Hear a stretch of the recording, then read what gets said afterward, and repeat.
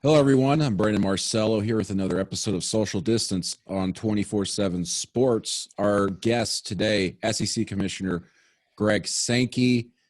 Greg, first off, you have a very impressive collection of bobbleheads behind you, I see. Yeah, I'm making sure I have it right. I've trouble pointing right there.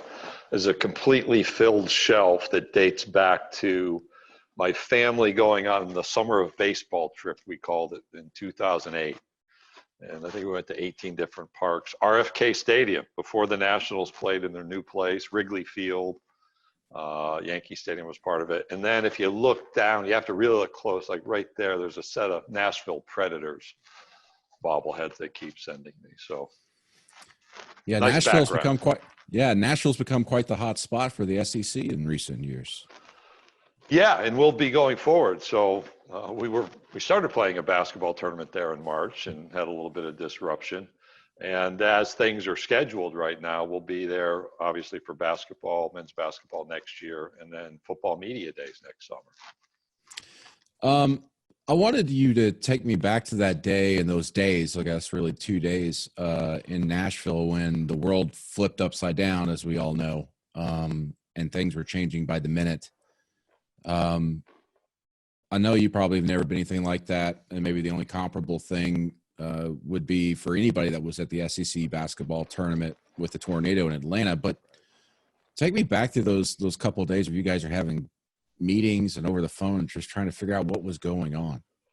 Well, I'll go back to probably January 28th. We had two stories pop in national media about positive tests on our campuses. And that provoked a set of questions. Now, both of those stories were inaccurate. There had not been those positive test results, but it prompted us to prepare. So we had two staff members dedicated to communicating and monitoring what was happening on our campuses, what was happening at the CDC level, what information might we glean from different entities. You go forward, we had a whole set of championships, Brandon. We started with swimming and diving at Auburn, indoor track and field at College Station, then women's basketball in Greenville, leading into Nashville. In every step of that way, we'd be in communication about what's happening locally from a health standpoint. Can we go forward safely? And the answer is always yes. In fact, even when we went to Nashville, the Metro Nashville health officials provided us continuing information through the Nashville Predators and our staff. You go to Monday of that week, which is March 9th, my colleagues at the Autonomy 5 conference level started talking because you could just see things changing.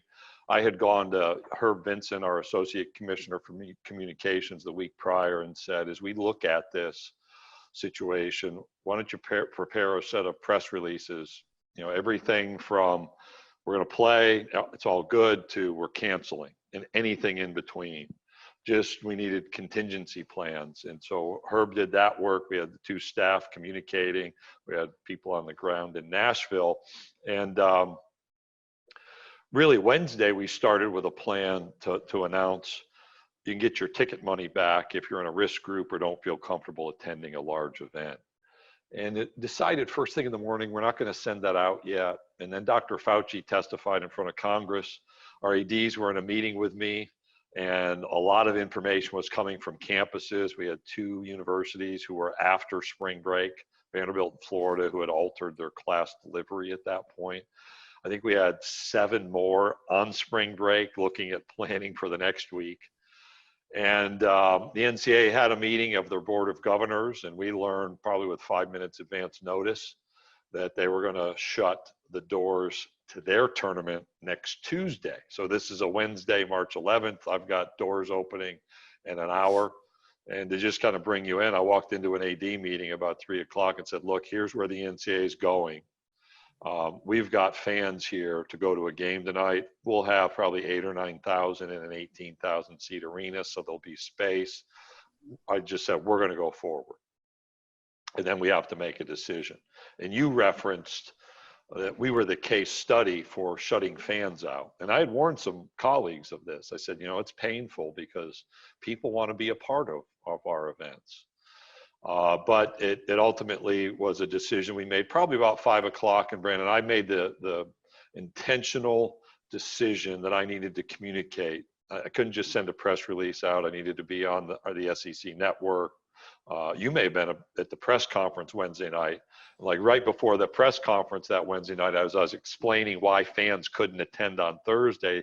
The Rudy Gobert NBA news broke, and all of a sudden you've got a whole different set of dynamics. You play that forward. I think I got back to my room about 1 a.m. and tossed and turned because you knew it just felt different. You wake up the next morning, had a couple meetings, and by about 9:30, we had made the decision. I think our president's validated it about 10:30, just because of communication, getting people together, that we were going to cancel our tournament.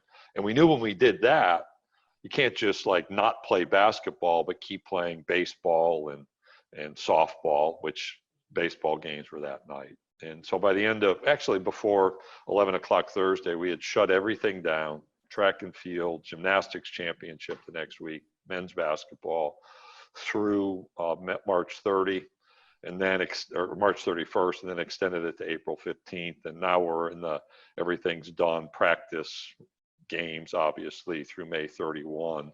No games the rest of the year, but it was stop weightlifting and practices as well. And probably the hardest part was having to make a recommendation to cancel our men's basketball tournament. Not probably, I'll just tell you that was the hardest part, because I had missed the emotional commitment you have, having lived through the tornado event where we all stayed up all night. We made it happen. We went to Georgia Tech. Georgia had to play a doubleheader, beat Kentucky, and then won another game on Saturday night, and then won the tournament. I shared a story of watching after the championship, one of Georgia's team members walking with a trophy saying, "This is the best day of my life." And the inability to provide that opportunity, because we had this season where I think you watched enough, anyone could have won the tournament that was remaining. We had 2 games on Wednesday, so we had 12 teams remaining after those 2 games eliminated 2 of our teams, and who knew where it was going to head. So that was a heavy moment for me. Yeah, that was across the country as well. Obviously, as you mentioned, conference commissioners and then ADs having to communicate that with their student athletes, their coaches communicating that with them. It was a heavy emotional moment, just saying, "Hey guys, that's it," and it unprecedented, as we all know at this point. And I know for you, and knowing you over the years, that you hate talking hypotheticals. And yes, this must be absolute hell for you right now. Well, from a practical standpoint, the hard part is like people are like, well, you're not playing games, so things are slow, right? My days are more full. So Monday to Friday are more full than they would be if we were in normal operations. Now, we're always busy, but it's a completely different operating rhythm than I'm accustomed to. So this time, usually it's softball tournament week, and then track and field, and then baseball, and then Destin. And so you just know the pace. We come out of basketball and it's mid-March, and you travel around and you get to enjoy March a little bit. There's still rainouts and rain delays and controversies, but you're looking towards this time of year. So this is like the peak.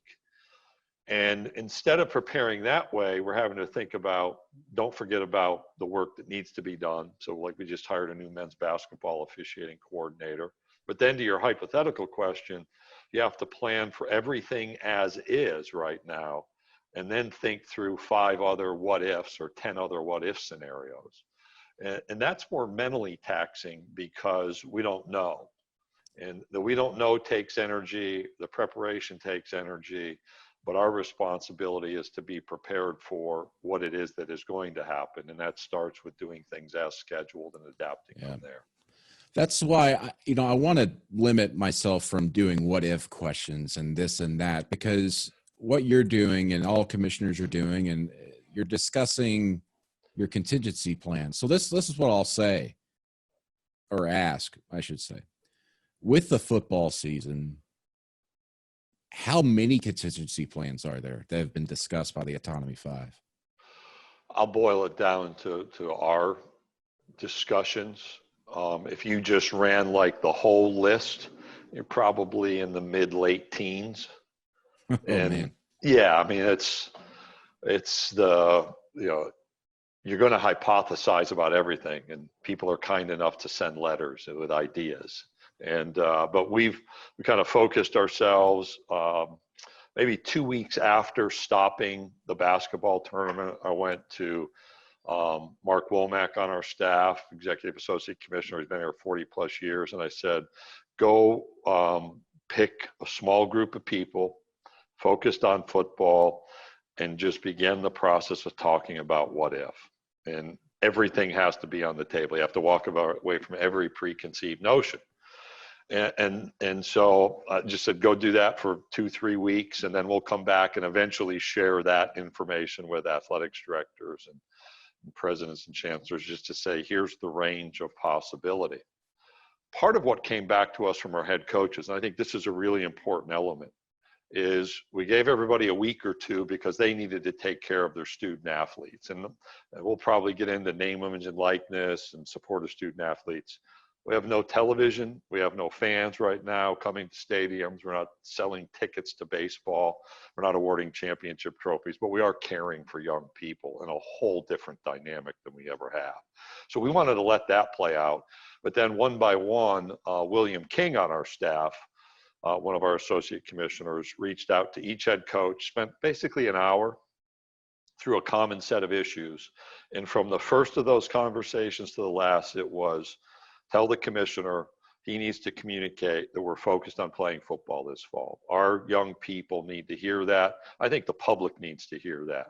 So I don't know is the answer I have to provide, but I do know I have a responsibility to be prepared to play football as scheduled, and we'll have to adapt from there based on the circumstances around the virus. Are you okay with, and why, with start playing a football season of any sort without, student athletes on campus? And also, it's a two-parter. Are you okay with the idea that because of this virus and various hotspots around the country, of certain conferences maybe starting their season before others, or even playing full schedules, whereas others maybe play 8 games or whatever? The short answer is no, I'm not okay with any of it. But Right. If you'd asked me March 1st, would you be okay not playing your basketball tournament in Nashville? I would have said no, I'm not okay with that. And so you have to adjust. So let me just go back and be very intentional about how I communicate. What I've observed is probably different from some others. For us to have our football season, our universities have to re-engage in a normal operating pattern. Now, that may be different than what it was last fall. That's going to involve teaching, educating, research, their service components. And we're seeing our campuses, kind of the light switches come back on. And it will be different state by state, region by region, but we're seeing that activity. Missouri earlier this week talked about having people back in their athletic department, and that's going to happen more and more as states re-engage. And those are really the first steps to bringing student athletes back on campus at some point, then re-engaging in conditioning activities, and then practice activities that would lead us into a fall season. And I think that's the way we have to look at this, that our university is getting back to operation. There have been discussions about student populations. And the great news is our university has been given positive reports about enrollment deposits, about summer school activity. And I think that's a tribute to what we do on a daily basis. And you're gonna have to remind me of the second question you asked in there. Well, first off, just to be clear, if there's a situation where we're still in remote instruction, can you still play a football season? Are you okay with that? Well, we'll see. That's one of those questions I don't have to answer right now, right? I think fundamentally our universities have to be back to operation. I assume we'll have more distance learning or web-based learning. That was happening anyway. We've seen student athletes. In fact, what's interesting now is probably 10 years ago as a conference, we opposed changes to NCAA rules to open up this distance learning activity, just concerned about the academic rigor and what could happen with inappropriate assistance. And now we've adapted to, I think the first time there was a report about an SEC student athlete doing all online coursework, it was a Missouri basketball player 4 or 5 years ago. And then last year you saw Joe Burrow and his graduate courses was online. So that's normal campus activity now. Now, do you go to the ultimate of what if nobody's around? Well, that's one of those things I don't have to worry about today. I have to think about it, and I'd rather think about it than try to guess. And I don't have to answer it though right now. So when it comes to on the second part of that question, somewhat related, but there's been talk, and I know you've discussed it before about conferences potentially having to make a decision on their own to start a season and it not being a unified response, as I'm sure obviously all commissioners want to be able to do. Are you okay with the SEC starting earlier than others or being different from the other conferences? Well, the okay word in there is an interesting one. So let's just kind of talk like big picture. I was on a radio interview and a sentence from a paragraph was tweeted that didn't properly reflect what I said. And there's no need to explain myself. I'll just say again what I said, which is we're probably more connected among the autonomy conferences today than I've ever seen. And I've been in the SEC now since 2002. I've been around conference office work, my goodness, since 92. So that's 28 years. We have daily conversations among colleagues trying to think about what happens in the summer and what happens in the fall. We're also all connected by schedules. So we have a set of non-conference games that are really important to college football. And we want to remain connected. We want those games to take place. And I think everybody is focused on those opportunities. And then you get to the, well, what if all 14 SEC members can play, but somebody someplace else in the country cannot? I don't know what the critical mass is. Do I think 1 or 2 institutions in that circumstance just stop college football completely? I don't. But what I'm okay with is everybody playing together at the same time as we're accustomed to. We may not be in the ideal situation and have to adapt, but my focus is on remaining with that connection because we've got, Georgia and Virginia the first week. We've got Alabama and USC, a couple intersectional games, and then they play out. Arkansas has Notre Dame, Texas is at LSU, A&M's at Colorado, and I could go through everyone else, but it'd probably get boring at some point because people just Google all those schedules. So if you're unable to play a full, I know this is if, but I guess for the bottom line has there been discussions, and what are those discussions included about the college football playoff and how you're on fair, even ground? Let's say an SEC gets to play a, full schedule, Pac-12 doesn't. What's that look like? And what's revenue look like from the college football playoff if not everybody's participating in playing a season? I've always been fascinated about like the financial and revenue conversations because our reality is we walked away from a basketball tournament. We walked away from a spring season. And I'd argue there's no conference that has a better, more prominent, more well-attended spring season than the Southeastern Conference. We made decisions about health and safety of our participants and of our fans, and we'll continue to do so. And so those are the circumstances that will guide us, whether it's the start of the regular season, how the season plays out, or even the postseason. Rightly so, the college football playoff staff will do the same kind of thinking that all of us are doing in conference offices, which is what if. I view our reality, so we're talking in early May. We don't have to make those decisions in early May. In fact, I would argue that there's a threat to doing things well by being distracted by every possibility. And I think whether it's the college football playoff, the Southeastern Conference, or any other conference, we have to focus on being prepared to play as scheduled. And then we'll adapt from there. And so the essence of the question doesn't need to be answered right now. And I think would be a bit irresponsible of me to try to predict that answer because those circumstances will guide us as we move forward. But people have to be thinking and planning. What is your stance on, let's say, whenever student athletes are allowed back on campus, they start training and everything. Let's say we get into a season, or even if there's not a season, if you have a player or a coach contract the virus and they've exposed others, how does that affect that program, but also the rest of the SEC? We start with what do we know that's happened so far?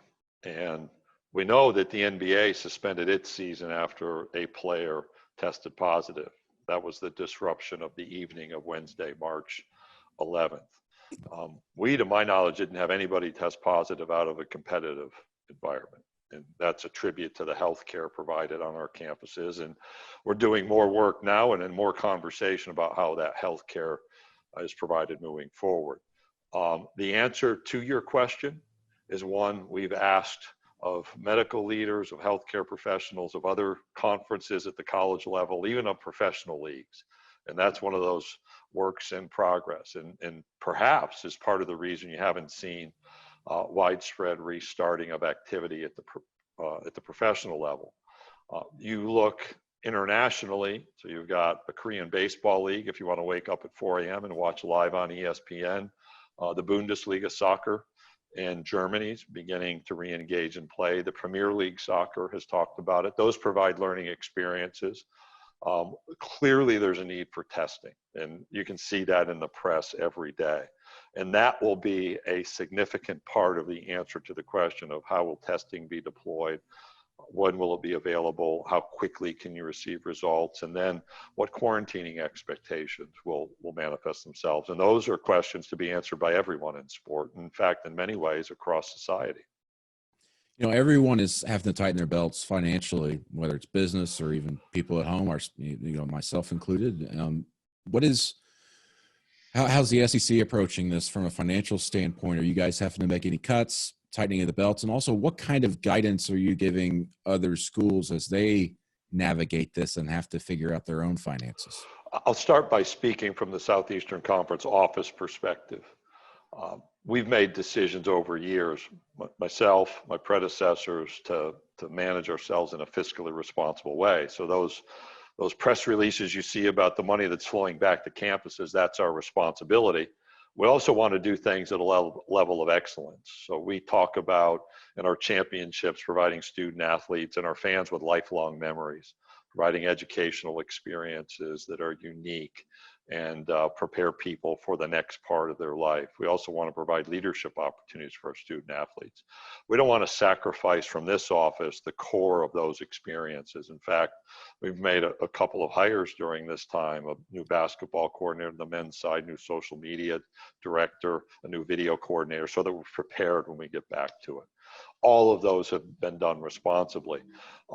Real quickly afterwards, our Associate Commissioner for Finance, Chris Waldsmith, started going through our budget to see where can we realize cost reductions. We're either not playing championships, we're going to cease travel, we're not going to do things maybe we had planned on doing.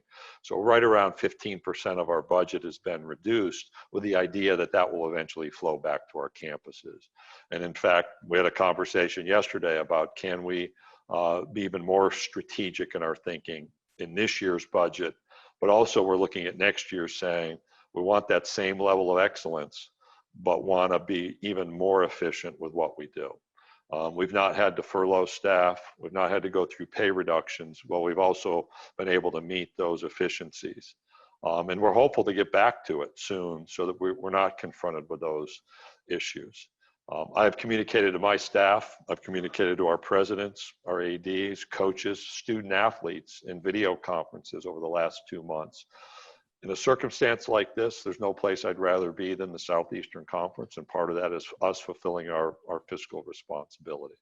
We facilitated conversations among our institutions, most of those individually with me. Our CFOs, our chief financial officers meet, and so they'll talk about ideas and best practices, and everybody's working through adjustments this year and then working through those hypotheticals for next year. That's that planning responsibility to say, okay, if we can go forward as scheduled, here's budget A. If we're delayed or interrupted, here's budget B. And if we're in this kind of stay at home completely for a long period of time, here's the bare bones thinking. But we want that A opportunity, that we're back to it. But we're not going to control that, obviously, just as, again, we saw in basketball. Depending on the season and, you know, length of it, when it starts, whatever, is that going to affect your television deals, or are those locked in? Here's your payout. This is what you're getting. Well, elements to that contract are subject to confidentiality agreements. We're fortunate to have great relationships both with CBS and ESPN, and ESPN supports our network, and the SEC network, and those conversations are generally weekly, if not more frequently. And they've been great. We've been great in communicating with them through this adjustment. You know, it doesn't affect CBS because all of those games are in the fall. Obviously, an enormous impact on ESPN and the SEC network. And we're fortunate to have those relationships. And right now, those have remained strong, but we're going to have to be attentive to what the future holds for all of us in the media world. All right. So 6 conferences so far, including 2 Power 5 conferences as of this recording, have decided to move to a virtual setting for their media days. Have you made a decision? And if not, what's the timeline on that? I have made a decision. So this is breaking news. And my decision is I have time to make the ultimate decision. And we're going to look at what's right for the Southeastern Conference and for our coaches and those around our coaches, for the media, and in Atlanta. And we have some time to let that play out. Now, as I told you earlier, one of the realities is the message is prepare for media days as scheduled, and then prepare 5 contingencies. I don't know if we're up to 5, maybe 4. We wanted to go through actually the NFL draft, which was done virtually, to see what our partner ESPN would do technologically to pull off that event. That informed some of the creative thinking for us, a lot of learning on their part. We also know our media days has been bigger, longer, more visible than others, and we want to respect that. And that causes us to say, you know what, we got a real long runway here. We'll decide well before people need to make travel plans, and we'll decide based on protecting the health and well-being of folks, but also making sure we understand what options are available to do the best job possible. You know, name, image, likeness obviously is a very hot topic right now, and I'm not going to go deep into the weeds with that because a lot of it's just really broad guidelines at this point. And of course, there's a lot of steps that have to be made at the NCAA level, conference level, but also individual schools and the federal and state levels. So, but when we're discussing guardrails, is there anything that you're wanting to bring up that concerns you, or something you would like to recommend as we move through this process when it comes to name, image, likeness, and student athletes being able to, make money off of their own brand, so to speak, in marketing? Yeah, the landscape of this whole name, image, and likeness conversation is really fascinating to unpack. Name, image, and likeness issues have been historically the sending of cease and desist letters for people improperly using an individual's name, image, and likeness, and that's almost universal. And now it's been flipped to a focus on economic activity. In fact, if you go back about this time last year, the NCAA national office was sending letters to the state of California as they considered legislation saying, we're going to remove you from championships or other elements that would be problems. Now we're to an NCAA working group saying, hey, here's a good idea moving forward. The problem with where we are right now is there are some principles that aren't fully informed. There are partial answers that are the easy parts of the answers, and the hard parts are still to come. And the answer is, certainly, I think there has to be more complete information provided around this effort to pursue or to permit economic activity around student athletes. I've been disappointed at the lack of, if you will, of critical evaluation. Now, I understand the motivation fully. And can we be creative in adapting the model? Certainly. When I've talked to our student athlete leaders, some on campus, and I don't want to represent this as everyone, and I'm certain that some disagree, but with our leaders, Football Leadership Council, Basketball Leadership Council, Student Athlete Leadership Council, you go through like a real world discussion of what this would mean, you get to 2 points that come up continuously, which is, first, how can my university help me manage this issue? And that means that our universities are trusted to provide support, to provide guidance by our student athletes. Again, do I think everyone agrees with that? No, but our leaders, scholarship student athletes engaged in playing time who've been nominated to serve in these capacities are very specific about that thought. And then the second one is these highly competitive people say, I'm not sure I want this in my life when I think through people wanting me to make appointments to do things, or I have to schedule this or sign that contract or file my taxes. That's not a stopping point, Brandon, but part of the context of this conversation is for all of us, whether it's a critic of the NCAA, whether it's a political governmental leader, whether it's a commissioner, an athletic director, or president, chancellor, to think through these issues to say, okay, if we're going to open up this economic activity, how do we protect young people? How do we support young people? How do we help them learn through this experience so that they can have that economic opportunity we hypothesize will be there? One last issue is there's no assurance anyone will actually benefit, which is interesting. I see a lot of people who are in the marketing world or talk about representing student athletes thinking about models, but there's no assurance that all of this works to the benefit of a lot of individuals, of every individual in college athletics, or even of that small portion we expect. And that's where we're going to have to do that heavy lifting, that hard work in figuring out the right model to move forward. I know obviously you guys have to follow and listen to the medical professionals when it comes to allowing fans in the stands, should there be a football season, whenever that is. But when you get that feedback, do you leave it up to individual schools? Do you want a unified approach, or is there going to be a case-by-case basis? You saw yesterday, as we're having this conversation, the governor of Oregon issue an order about mass gatherings for at least a part of the football season. So part of your question is answered with that example. Now, I think people need to slow down to make those decisions in May. I've observed I don't have to make decisions like that in May. I don't have to answer the crowd question right now, and I won't. Do we talk about the what ifs? Do we try to understand what that means for our campuses? Absolutely. Do we watch some of the strategies announced, for example, by the Miami Dolphins? We're very public about, ingress planning and egress planning and stadium capacity, adjustments to cashless transactions.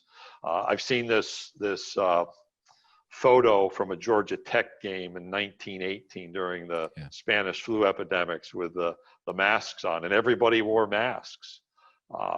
Does that happen? I don't know right now, but I think all of us have a responsibility to look at every alternative to make sure first people are safe, but particularly if we're able to play games, that people are going to be safe around those events.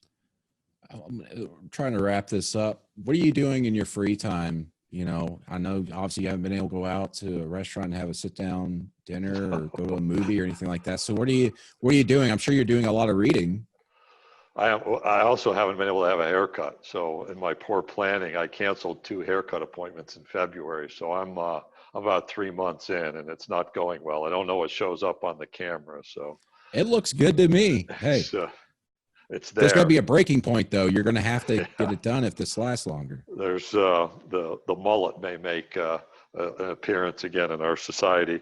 I've actually, the first week. So if we go back to that description of Nashville, came home, Monday we were in the office, and what I had said then is, if you're not comfortable being in the office working, just stay home. You have children who had school canceled or daycare wasn't available. So we had probably 15 or 20 people in, and by the end of the day, it was pretty clear there was just a whole different direction that was going to emerge. So we gathered up and said, stay home, don't come in the office, don't bring people in the office. And since that time, like today, I'm in the office, but I've probably been here a third and in my home office 2/3 of the time. As I went through that first week, my workout gym closed down, and I wasn't doing much physical activity. I go for walks. I made a decision, set the alarm at 6 the next Monday, and I was going to go for a run, which I hadn't done seriously in 10 years. I've been doing CrossFit workouts. So I'm like on 17 days in a row right now of about a 40 to 60 minute run. I've actually lost 12 pounds in this. I've walked about pandemic weight gain. I've done the opposite. I have done some reading, but when you're trying to think through as many scenarios as we are right now, and I'll get on video conferences at about 8:30 or 9 in the morning, and it'll be 6 p.m. and you miss lunch, and that's the new operational rhythm. So a lot of the other work, just the daily work, gets done after that. So there's the running. I've kept up with reading, maybe not as much. You've had a little bit slower time on weekends to do some reading, but a lot of need to commit more time to thinking in a whole different way. Last thing, I know a lot of people are watching this, and you've obviously communicated with your universities, but if a student athlete's watching this, whether it's an SEC athlete or elsewhere, and they're sitting at home wondering what's going to happen, am I going to be able to play volleyball, soccer, football, this upcoming year, academic year, what would your message be to the student athlete? Number one, there's no better place to be in this circumstance, and I'd argue in any circumstance, than in the Southeastern Conference on one of our campuses. The care, the support, the availability of people is real, and I hope they take advantage of those resources, even if it's through a video conference or through a phone call. Second, our focus is on playing the season as scheduled.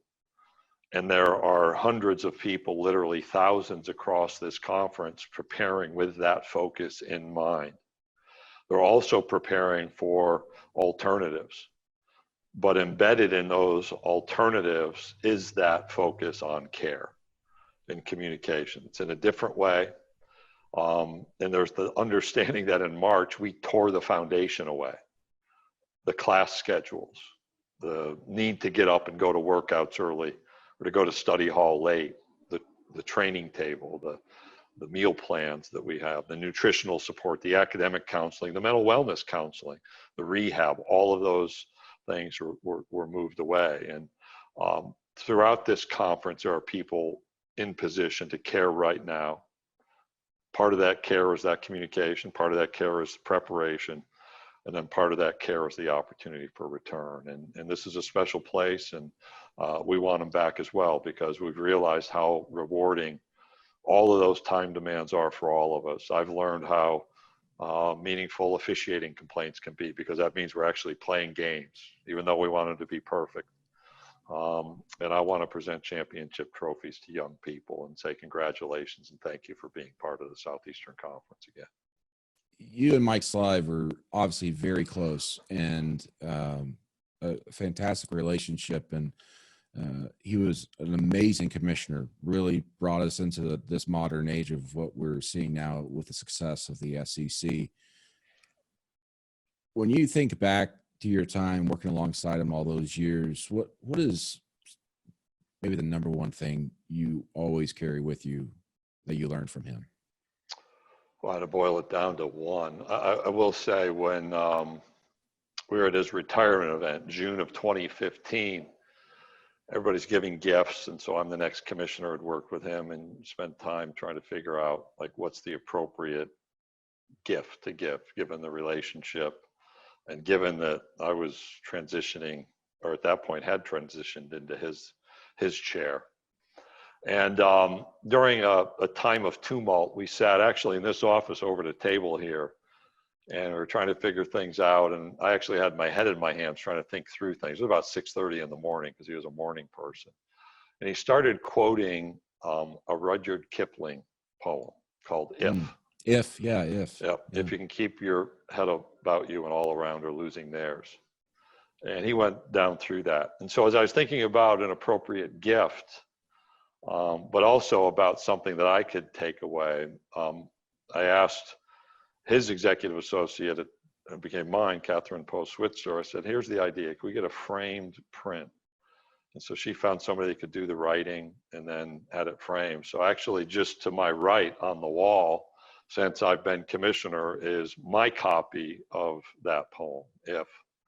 And I gave one to him so he would have one to display in his office, the same exact thing. And so that's actually a tangible token that is a representation of the ability to think through, be deliberate, not answer hypotheticals, You have to keep your head about you, because then you'll do well, my friend. Yeah, it's a great way to kind of live life. I mean, but as I said, this is such a strange time where you're literally every day, almost every one of your conversations, you're having to deal with the hypotheticals, and that's all anybody wants to ask you about. People like me, hey, when's this going to happen? What if this happens? What if that happens? And I think I'm not in your office every day to tell, hey, that's a great decision, but I think the way you're treating this compared to maybe some other commissioners and others where everybody wants to have an opinion on things, it seems you have more of a level head with all of this. And you're using critical thinking. Yeah. Everybody. Yeah. It goes back when we were making the decision. I lived through the tornado, and I've had a few hurricanes of my own to deal with. And you can always be criticized for your decision. So you just accept that. It moved on. And then it's, how do you make decisions? When does it occur? And so my bias is usually to wait. There are times you have to make decisions quickly, but you always have better information when you wait. You don't want too many points of input. And, Mike and I would talk through that. I actually called Roy Kramer 2 weeks ago. He had dealt with 9/11. And 9/11 was obviously an event that reshaped our nation. But the stoppage of sports was a 1.5 to 2 week time frame.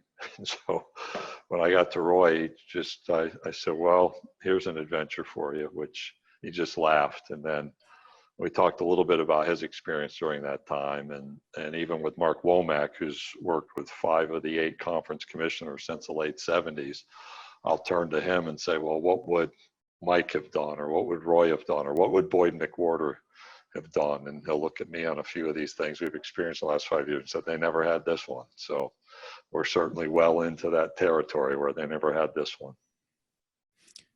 Don't you miss the days where we were just talking about SEC expansion and realignment? Yeah, it's usually, the old May conversations where somebody would say something about expansion, divisional realignment, and alcohol sales. So we did take alcohol sales off You got that off the list. You got that off the list. And I know a lot of Auburn people who still want to be in the SEC East. Okay. I've heard that before. That means Pat Dye's going to be on the radio soon talking about that very issue. It is that time of year. Pat Dye comes out and says, hey, this needs to happen. Yeah. I'm still here. He's pulled me aside a few times to lobby as well, but that's okay. I'm sure. Okay. Greg Sankey, SEC Commissioner, here on Social Distance, only on 24/7 Sports. Thank you, Greg. Thank you, Brandon. Stay well.